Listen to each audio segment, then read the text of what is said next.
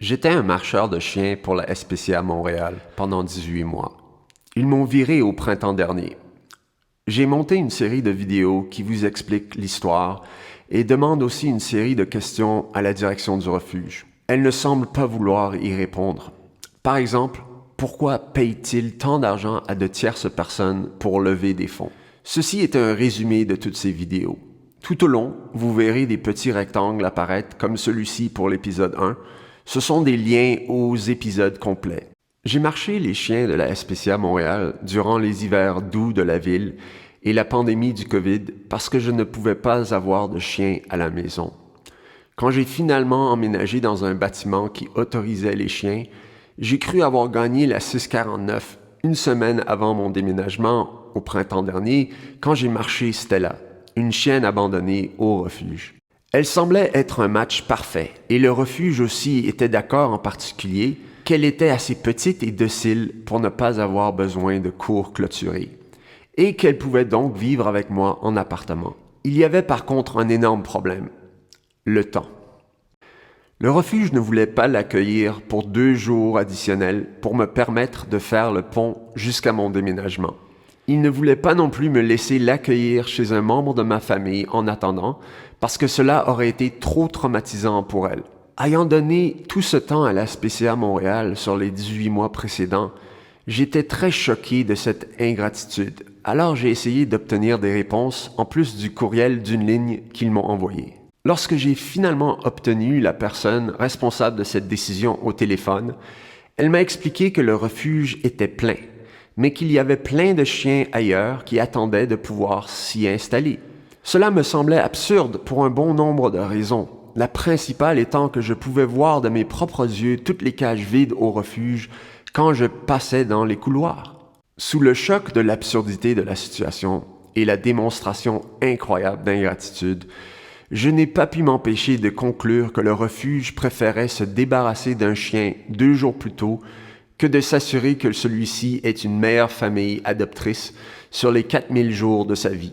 J'ai senti que le refuge me disait en d'autres termes que je ne valais pas 0,05% de plus qu'un étranger complet. C'est ce que vous obtenez en divisant 2 par 4000. Et j'ai partagé cela avec la chef des volontaires via un courriel qui se voulait comique et léger. Ils n'ont pas apprécié ce courriel et ils m'ont viré dans les heures suivantes. Pas de coup de téléphone, pas de rencontre, juste un courriel brusque justifiant la décision par la supposée offensivité de mon courriel. À part le fait que mon courriel n'avait rien d'offensif de toute manière, le refuge me virait 1 mois avant une énorme vague d'abandon de chiens attendue le 1er juillet à cause de tous les déménagements. On s'attendait à ce que cela soit tellement prononcé en 2021 que j'avais accepté d'aider le refuge à former exceptionnellement des nouveaux marcheurs pour les avoir en fonction plus vite. Et donc, quand j'ai appris que la SPCA Montréal me virait, je suis tombé de ma chaise. Et c'est ainsi que je suis passé d'un bénévole qui sourit à un ex-bénévole qui pleure, blacklisté en plus. C'est aussi pourquoi je préfère rester anonyme, comme je ne sais pas si la SPCA Montréal va décider de me punir pour ces vidéos d'une quelconque manière. Après avoir été viré, je me suis plongé dans les chiffres opérationnels et financiers du refuge. Je voulais à l'origine essayer de comprendre pourquoi le refuge se disait si complet. Cela m'a mené à poser une série de questions à la direction de la SPCA Montréal, mais elle refuse d'y répondre, du moins 3 mois plus tard alors que je prépare ces vidéos. Je cherche à comprendre comment le refuge se dit plein, étant donné que la SPCA Montréal a connu une chute du nombre de chiens accueillis presque 3 fois plus importante que celle du refuge animalier moyen canadien ces dernières années, et ça même avant la pandémie du COVID. Après avoir revu leurs états financiers, je me suis demandé qui étaient les tierces personnes ayant reçu 5,5 millions de dollars sur les 5 années se terminant en 2019. Pourquoi sont-ils payés en premier lieu?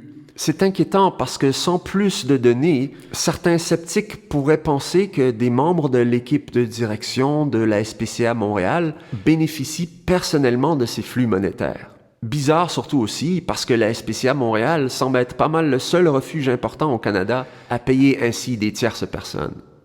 Je leur avais aussi posé 4 autres questions que j'adresse brièvement dans les vidéos par manque de temps. Elles couvraient les incitatifs de l'équipe de gestion, la vérification des dires des étrangers lors de tentatives d'adoption, la formation des bénévoles et finalement la diversité. Comme le refuge a en tant que sa présidente du conseil d'administration un membre de la minorité visible depuis 2017, j'étais peut-être naïvement convaincu qu'en 2021, le refuge aurait déjà complété une étude sur la diversité de son équipe. Malheureusement, la SPCA Montréal refuse de confirmer même l'existence ou non d'un tel rapport.